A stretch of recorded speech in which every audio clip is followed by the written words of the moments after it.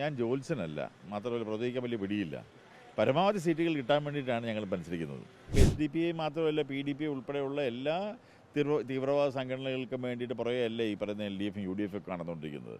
അത് നമ്മളെല്ലാവരും കാണുന്നൊരു കാര്യമാണല്ലോ. അത് ഇല്ല എന്ന് പറഞ്ഞിട്ട് കാര്യമുണ്ടോ? ഏതാണെങ്കിലും ഒരു കാര്യം വ്യക്തമാണ്, ആർക്കും ഇവിടെ ഭൂരിപക്ഷം കിട്ടാൻ വേണ്ടി പോകുന്നില്ല. ഇവിടെ തൂക്കുമന്ത്രിസഭ വരാൻ വേണ്ടി പോകുന്ന സമയമാണ്. അപ്പോൾ NDA സ്റ്റാൻഡ് എന്തെടുക്കണം എന്നുള്ളത് അന്ന് തീരുമാനിക്കും. BDJS സംസ്ഥാന അധ്യക്ഷൻ തുഷാർ വെള്ളാപ്പള്ളിയാണ് നമ്മോടൊപ്പം ഉള്ളത്. ഇന്ന് രാഹുൽ ഗാന്ധി കേരളത്തിലെത്തിയിരുന്നു. അദ്ദേഹം പ്രസംഗത്തിൽ പ്രധാനമായും പറഞ്ഞത് നരേന്ദ്രമോദി കേരളത്തിലെത്തുമ്പോൾ സ്വർണ്ണക്കൊള്ളയെപ്പറ്റി ഒരു അക്ഷരം സംസാരിക്കുന്നില്ല, അത് CPM-നെ സഹായിക്കാനാണ് എന്നാണ് രാഹുൽ ഗാന്ധി ഇന്ന് പ്രസംഗത്തിൽ പറഞ്ഞത്. അതിനോട് യോജിക്കുന്നുണ്ടോ?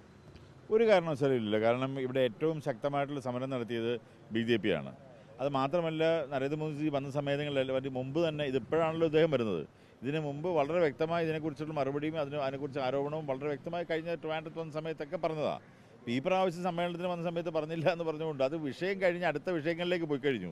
ആ സ്വർണ്ണക്കൊള്ളകളൊക്കെ കാര്യങ്ങൾ ഇപ്പോഴാണ് പറയുന്നത്. ഇതിന് എത്രയോ മുമ്പ് ഉണ്ടായിരുന്ന സമയത്ത് വലിയ സമരങ്ങളും പ്രശ്നങ്ങളും ഒക്കെ നടക്കുന്ന സമയത്താണ് ഇവിടെ വന്ന് പ്രധാനമന്ത്രി തന്നെ പറഞ്ഞിട്ടുള്ളതല്ലേ. അതിനെങ്ങനെ അഡ്ജസ്റ്റ്മെൻ്റ് ആണെന്ന് പറയാൻ കഴിയും? അതൊക്കെ ശുദ്ധ അബദ്ധം മാത്രമാണ്. ശബരിമല സ്വർണ്ണക്കൊള്ള കേസ് NDAക്ക് ഇപ്രാവശ്യം അനുകൂലമാവുമോ?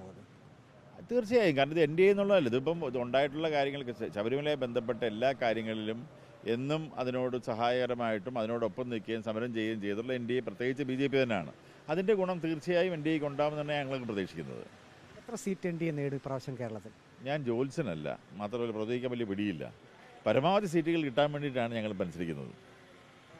കൃത്യമായിട്ടുള്ള ഒരു ഭൂരിപക്ഷത്തിലേക്ക് ഇരു മുന്നണികളും പോയില്ലെങ്കിൽ, അങ്ങനെയാണ് പൊതുവെ സർവേ ഫലങ്ങളൊക്കെ വരുന്നത്, NDAയുടെ ഒരു നിലപാട് എന്തായിരിക്കും? അത് ഇലക്ഷൻ കഴിഞ്ഞിട്ട് നമുക്ക് എത്ര സീറ്റ് വരുന്നതിൻ്റെ അടിസ്ഥാനത്തിൽ അപ്പോൾ ആലോചിച്ച് NDA തീരുമാനിക്കും ആരെ സപ്പോർട്ട് ചെയ്യണം, ആരെ സപ്പോർട്ട് ചെയ്യേണ്ട എന്നുള്ളത്.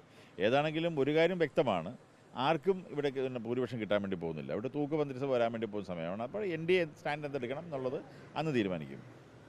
SDPI ഒപ്പം തന്നെ ജമാഅത്ത് ഇസ്ലാമി പോലുള്ള സംഘടനകളെ LDF-ഉം UDF-ഉം ഒരുപോലെ പിന്തുണയ്ക്കുമെന്ന് ഇന്ന് BJP നേതൃത്വം തന്നെ പറയുന്നുണ്ട്. ഇക്കാര്യത്തിൽ അങ്ങയുടെ പാർട്ടിയുടെ നിലപാട് എന്താണ്? അത് നമ്മൾ കാണുന്നതല്ലേ. ഇപ്പോൾ SDP മാത്രമല്ല PDP ഉൾപ്പെടെയുള്ള എല്ലാ തീവ്രവാദ സംഘടനകൾക്കും വേണ്ടിയിട്ട് പുറകെയല്ല ഈ പറയുന്ന LDF-ഉം UDF ഒക്കെ നടന്നുകൊണ്ടിരിക്കുന്നത്. അത് നമ്മളെല്ലാവരും കാണുന്നൊരു കാര്യമാണല്ലോ. അത് ഇല്ല എന്ന് പറഞ്ഞിട്ട് കാര്യമുണ്ടോ? ഏതായാലും NDA ഇക്കുറി 140 മണ്ഡലങ്ങളിലും മികച്ച പോരാട്ടം നടത്തുന്നു എന്നാണ് BDJS സംസ്ഥാന അധ്യക്ഷൻ തുഷാർ വെള്ളാപ്പള്ളി വ്യക്തമാക്കിയിരിക്കുന്നത്. വീഡിയോ ജേർണലിസ്റ്റ് അജി കുടുംബനൊപ്പം reporter Praveen Purushothaman, in reporter, Pathanamthitta.